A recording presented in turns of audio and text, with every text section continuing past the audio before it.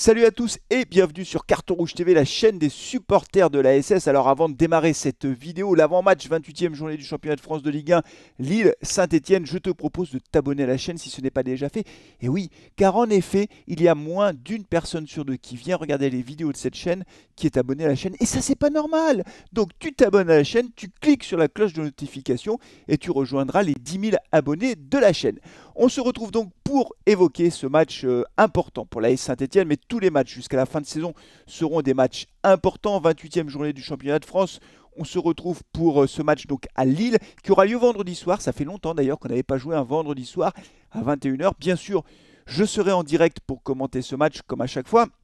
Et on verra ce que font les Stéphanois après avoir remporté ce match super important face à Metz. Vous le savez, c'était un match crucial dans la course au maintien. Les Stéphanois ont 25 points, Metz et Bordeaux en ont 22. On a donc 3 points d'avance avant cette journée sur les deux relégables. Et puis on a un point d'avance sur le potentiel barragiste.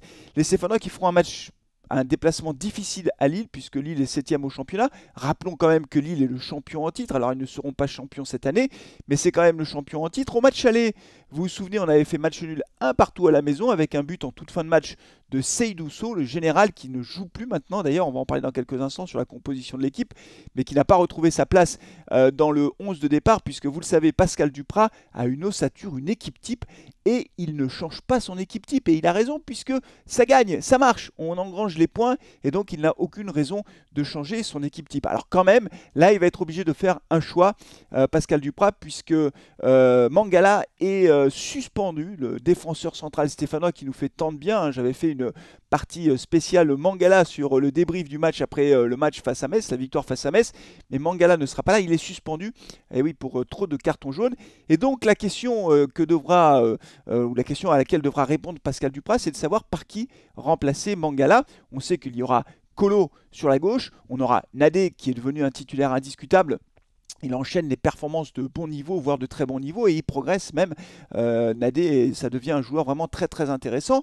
Sako, Falaï Sako, qui était un petit peu blessé à l'entraînement, il a été ménagé par les techniciens de la SS, mais je pense qu'il tiendra sa place. On aura certainement Tube sur le côté droit, Tube qui encore une fois me surprend beaucoup, c'est lui qui est à l'origine du but stéphanois face à Metz, parce que c'est lui qui va déclaler Sako. On n'a pas beaucoup parlé du centre de Sako et la reprise de Bouanga, mais c'est quand même au départ Tube qui va faire le petit décalage pour Sako, et ça c'est important. Donc Tube sera titulaire sans aucune discussion possible. Et qui pour remplacer Mangala? Je vous donne mon prono les amis, je pense que ce sera Moukoudi qui sera dans le 11 de départ. Harold Moukoudi qui retrouvera ainsi une place de titulaire, lui qui l'a perdu depuis qu'il est parti à la Coupe d'Afrique des Nations. Il était rentré pendant le match face à Paris, et je pense que c'est lui qui sera dans le 11 de départ. Dites-moi ce que vous en pensez. Est-ce que vous pensez que ce sera lui, et est-ce que vous souhaitez surtout que ce soit Harold Moukoudi qui remplace poste pour poste Mangala?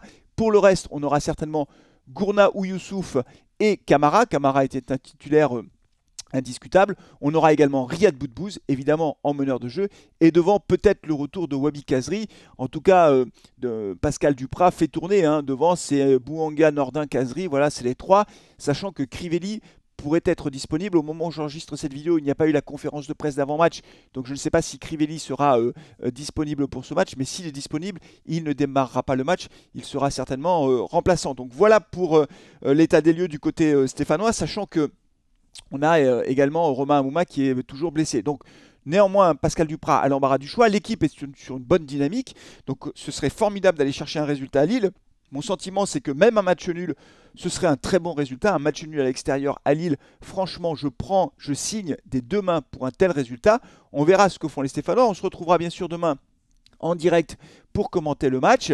Et puis normalement on devrait faire un carton rouge le mag dimanche soir. Donc je vous donne rendez-vous dimanche soir vers 18 h. 18 h, je pense que ce sera une bonne heure pour faire un carton rouge le mag. Et on le fera à distance, on ne sera pas dans le studio, avec tous les copains de Carton Rouge TV. On suivra également lors de cette journée, bien sûr, c'est normal, les résultats des autres équipes. Je ne l'ai pas dit, mais nos résultats sont évidemment très importants. On a notre destin entre nos mains, si je puis dire, mais il faudra quand même regarder ce que font les autres équipes. Et croyez-moi, les autres équipes, ce sera difficile pour elles. Je vous donne rapidement le programme de la journée. Il y a 3 qui va recevoir Nantes. Nantes qui inarrêtable. Nantes gagne tout. L'année dernière, ils étaient au bord du gouffre. Là, ils gagnent tout avec un Comboiré qui a vraiment réussi à retourner la situation. Donc pour 3, franchement, ça va être un match extrêmement difficile. Metz reçoit Lens.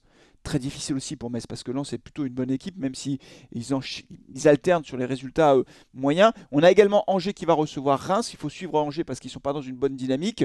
On a clairement Lorient qui sera un match également à suivre de près et qui nous concerne également pour la lutte pour le maintien. Donc voilà, je pense que même si on fait une contre-performance à Lille, ce sera très difficile pour les autres équipes puisque je termine avec Bordeaux qui se déplacera à Paris. Alors, sur le papier, c'est complètement déséquilibré. Le premier qui reçoit le dernier du championnat. Néanmoins, attention, Paris a perdu en Champions League dans des conditions épouvantables pour eux, vous le savez.